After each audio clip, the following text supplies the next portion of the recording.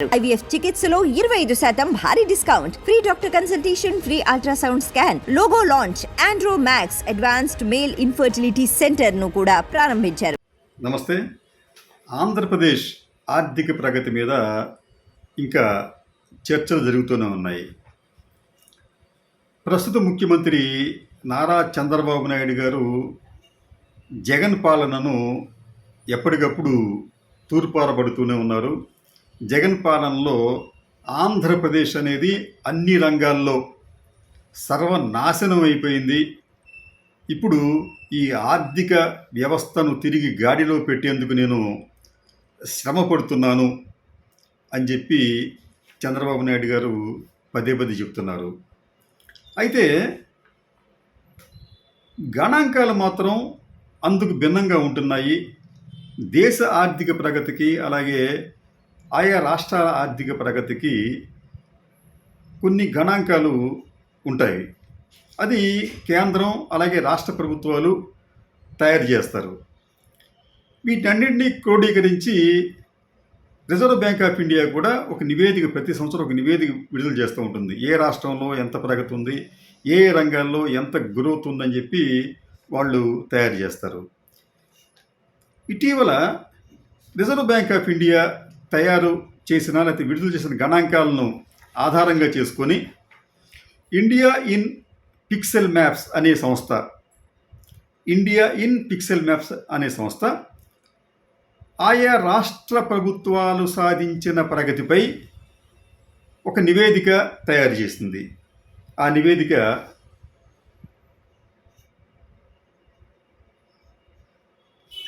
ఈ నివేదిక సారాంశం ఏమిటంటే 2020-24 మార్చి నాటికి మన భారతదేశ స్థూల జాతీయోత్పత్తి ఎంత ఉంది అంటే $3.86 ట్రిలియన్. 3.86 ట్రిలియన్. ఇది ఆర్బీఐ గణాంకాల ఆధారంగా మనం ఇందాక అనుకున్నట్టు ఇండియా ఇన్ పిక్సెల్ మ్యాప్స్ అనే సంస్థ ఇచ్చిన గణాంకం. అయితే భారతదేశానికి సంబంధించిన జీడిపికి మనం ఒక లెక్క తేవాలి అంటే ఆయా రాష్ట్రాలు నుంచి ఎంత కంట్రిబ్యూషన్ వచ్చిందో కూడా చెప్పాలి. దాంట్లో భాగంగానే ఈ మ్యాప్లో లేకపోతే ఈ నివేదికలో ఆయా రాష్ట్రాలు ఆర్థికంగా ఏ స్థాయిలో ఉన్నాయి, ఆయా ఆర్థిక వ్యవస్థల విలువ ఎంత అనేది కూడా వాళ్ళు మదింపు చేశారు. ఈ మదింపులో భాగంగా తెలిసిన విషయం ఏంటంటే జగన్మోహన్ రెడ్డి పాలనలో ఉన్న 5 ఏళ్ల కాలంలో ఆంధ్రప్రదేశ్ స్థూల జాతీయోత్పత్తి గణనీయంగా పెరిగింది. 2018 అంటే అప్పటికి చంద్రబాబు నాయుడు గారు అధికారంలో ఉన్నారు. ఆ సమయానికి ఆంధ్రప్రదేశ్ స్థూల రాష్ట్ర జాతీయోత్పత్తి విలువ 8.73 లక్షల కోట్లు. అయితే అది జగన్మోహన్ రెడ్డి గారు అధికారంలోకి వచ్చి 5 ఏళ్లలో ఆయన దిగిపోయే నాటికి ఈ రాష్ట్ర స్థూల జాతీయోత్పత్తి విలువ 13.73 లక్షల కోట్లకు పెరిగింది. అంటే 5 ఏళ్లలో దాదాపు 5 లక్షల కోట్ల రూపాయల మేరకు ఆంధ్రప్రదేశ్ స్థూల జాతీయోత్పత్తి విలువ పెరిగింది. ఇది చాలా గణనీయమైన మొత్తం. దీనిని మనం కంపేర్ చేస్తే చంద్రబాబు నాయుడు గారి హయాంలో అంటే 2018 అంటే ఆయన 2014 నాటికి ఆయన అధికారంలోకి వచ్చేటప్పటికి ఆంధ్రప్రదేశ్ అనేది ఈ జిఎస్డిపి ర్యాంకుల్లో 14వ స్థానంలో ఎంతో ఉండేది. దిగిపోయే నాటికి 12వ స్థానంకి వచ్చింది. కానీ జగన్మోహన్ రెడ్డి గారు అధికారాన్ని కోల్పోయే నాటికి ఆంధ్రప్రదేశ్ అనేది ఈ జిఎస్డిపి రేటింగ్లో 8వ స్థానానికి చేరుకుంది. మనం సాధారణంగా చెప్తామంటే పొరుగునే ఉన్న తెలంగాణ అన్ని రంగాల్లో అభివృద్ధి సాధించింది, ఒక అంతర్జాతీయ నగరంగా అది హైదరాబాద్ అనేది ఎమర్జ్ అయ్యింది అని చెప్పి చంద్రబాబు నాయుడు గారు చాలా తరచుగా చెబుతూ ఉంటారు. అయితే అటువంటి భాగ్యనగరాన్ని కాళేశ్వరం వంటి పెద్ద ప్రాజెక్టులను తెలంగాణ కలిగి ఉన్నప్పటికీ కూడా ఆంధ్రప్రదేశ్ గ్రోత్తో పోల్చిన, ఆంధ్రప్రదేశ్ ఆర్థిక వ్యవస్థతో పోల్చిన తెలంగాణ ఇంకా ఆంధ్ర కన్నా వెనుకబడే ఉంది. ఇది నగ్న సత్యం. ఫర్ ఎగ్జాంపుల్ మీకు ఆంధ్రప్రదేశ్కి సంబంధించి ఒక కంపేర్ చేద్దాం మనం.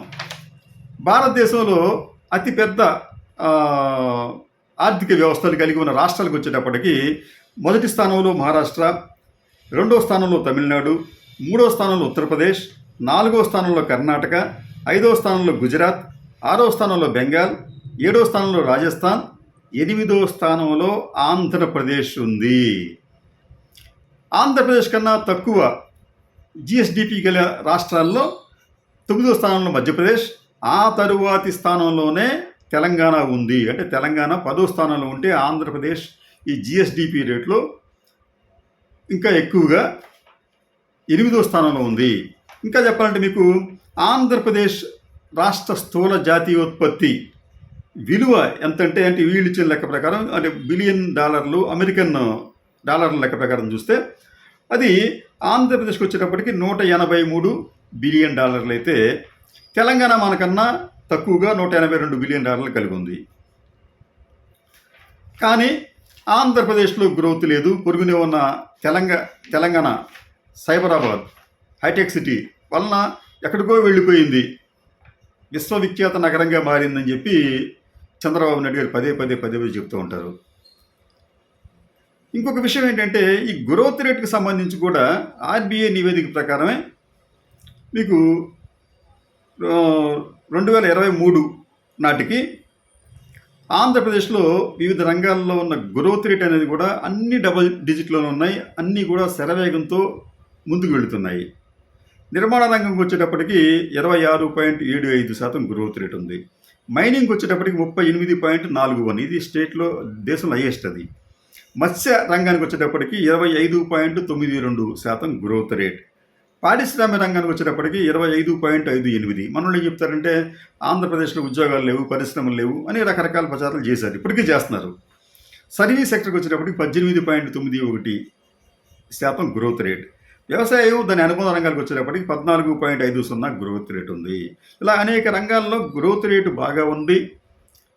ఆ సమయంలో చంద్రబాబు నాయుడు గారితో ఇప్పుడు చెప్తాడు కదా, రాష్ట్రం అంతా నాశనం అయిపోయిందని చెప్పినప్పటికీ కూడా ఆంధ్రప్రదేశ్లో ఉద్యోగుల సంఖ్య పెరిగింది. నిరుద్యోగం అనేది కేవలం 4.2% పడిపోయింది. పేదరికం కూడా బాగా తగ్గింది. ఇన్ని జరిగినప్పటికీ కూడా ఆశ్చర్యకరమైన విషయం ఏంటంటే, ఈ రాష్ట్ర ప్రజలు, చంద్రబాబు నాయుడు గారు, ఆయనకు అనుబంధంగా ఉన్న పార్టీలు ఏమైతే చెప్పాయో, అంటే రాష్ట్రంలో అభివృద్ధి లేదు, రాష్ట్రంలో పరిశ్రమలు లేవు, రాష్ట్రంలో ఉపాధి లేదు అని చెప్పి ఏదైతే చెప్పారో దానినే ప్రజలంతా విశ్వసించారు.